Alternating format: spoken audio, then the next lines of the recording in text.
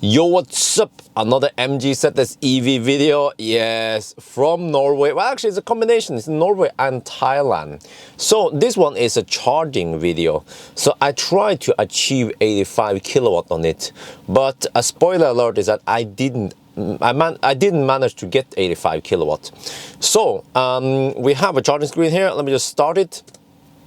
Alright, to the left we have Ionity screen, that was in Norway. To the right we have the charging screen in Thailand on a 50 kilowatt fast charger. So you will see that immediately it pops right up to about 75 kilowatt. It hovers on 75 kilowatt and then it kind of just stays there. Some people say, oh yeah, Bjørn, you have to go below 10%. Well, that's risky business because in the Norwegian or European version you can't see state of charge like you can see in the nice screen in the Thai version. So it's a bit risky because if the kilometer, the GOM goes below 16 kilometers, then it just says ... and then I'm kind of in the blind and I don't want to run out of juice.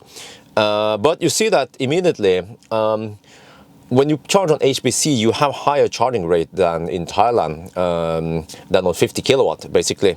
But in Thailand, this was right after hypermileage, so the battery wasn't that hot, but it was fairly hot because Thailand is nice and warm. You see that it has a fairly flat curve at least. You'll see that later also, but just look here.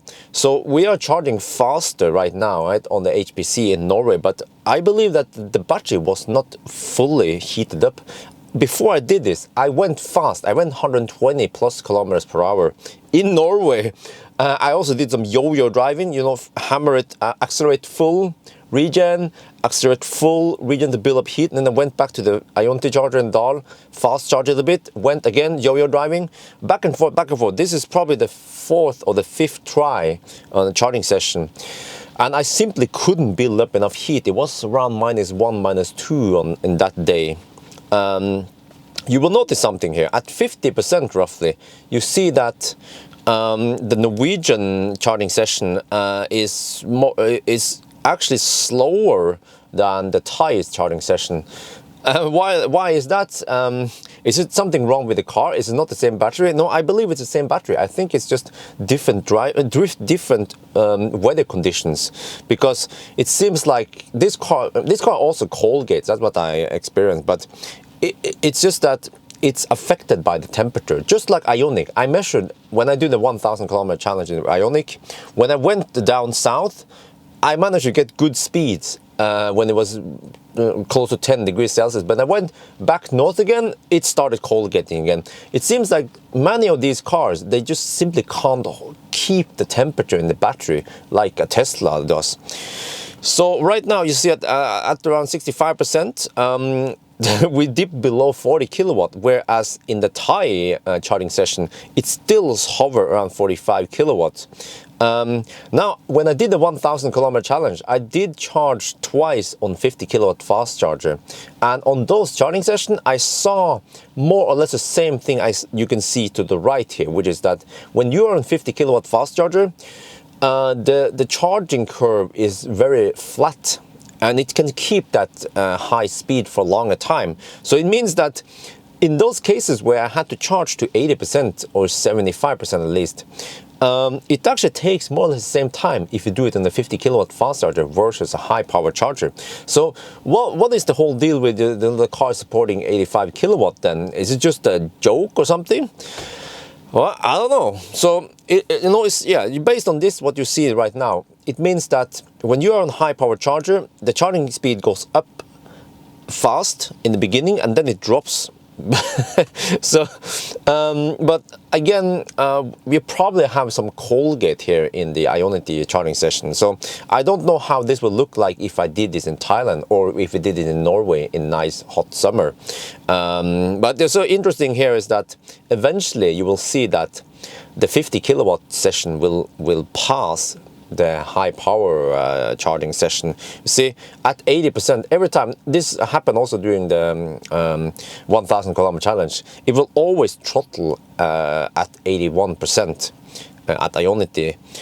So you see, right at this point, the Thai session is still hovering around 24, 25. whereas the Norway session is down to 17. And again, this is a classic example of Coldgate. The battery is simply not warm enough, and you will believe that it's warm enough from just the heat up from charging and driving, right? No, apparently not. It seems like it just the heat just slips out or something. So we're getting close to 90% now. You see, the Thai session is about to finish. There, no wait. So it finishes before the high power charge.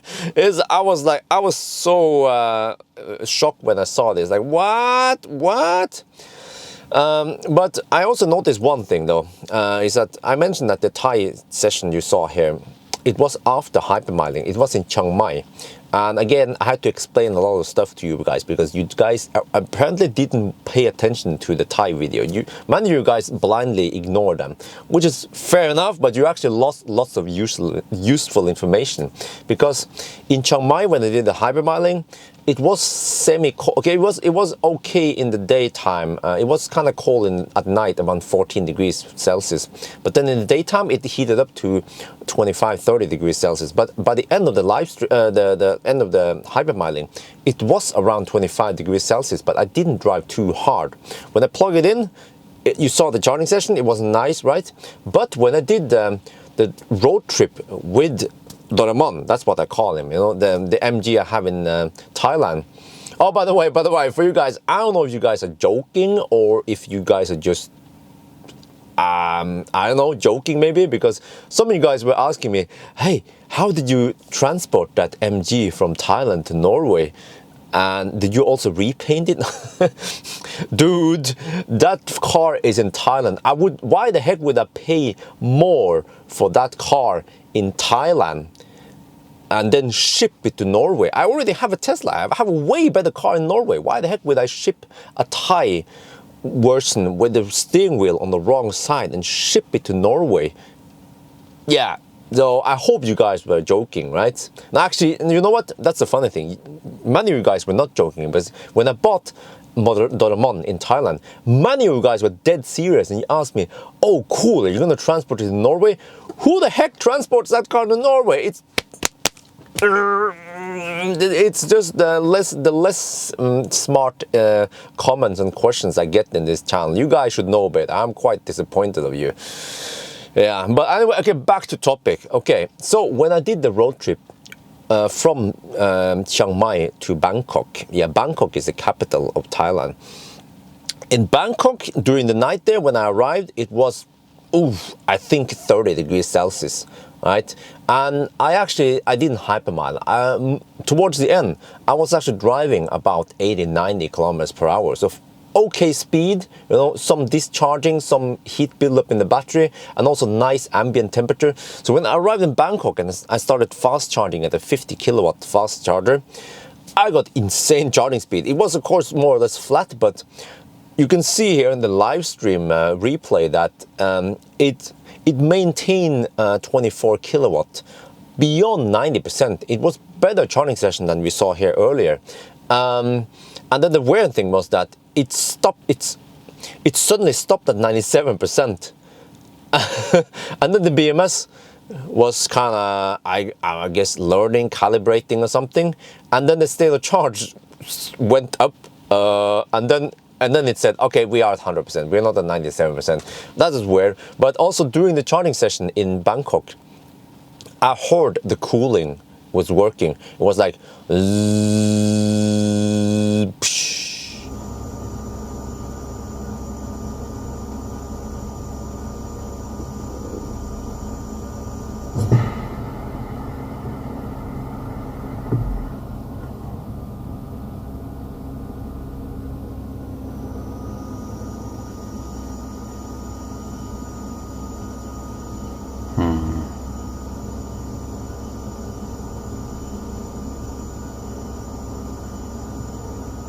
was doing all that stuff, which is this very similar sound you will hear in the Tesla Model S and X when they are supercharging.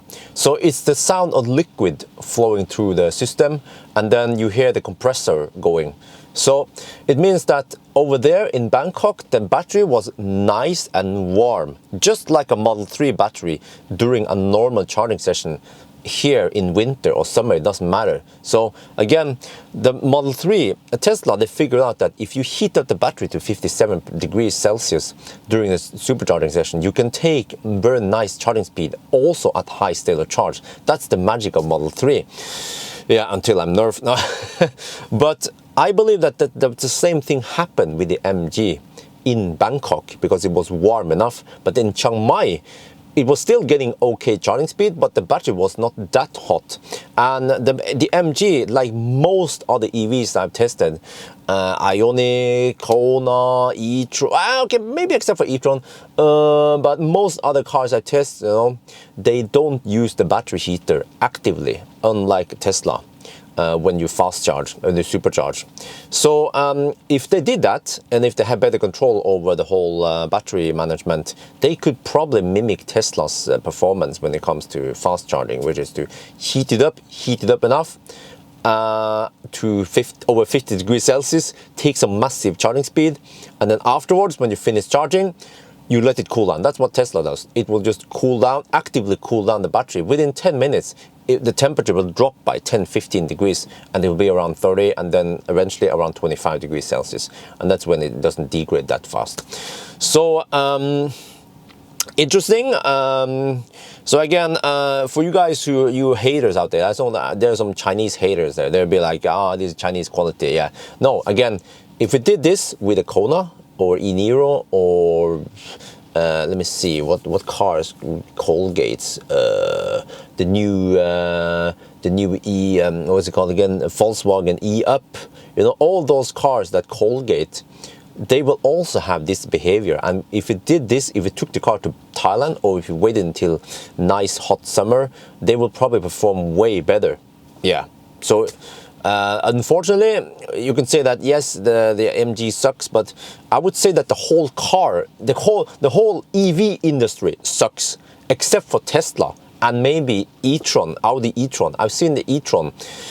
When it Colgates in the beginning, it goes slow in the beginning, but within just, let's say, 5-10 minutes, it regains and you build up the heat, and then you get decent charging speed. So I don't have too much info about how e-tron works, but it seems to me like the e-tron is similar to Tesla. So yeah, that's good shit. So anyway, I think I talked enough about Coldgate and charging speed and whatever now. So okay, one last thing.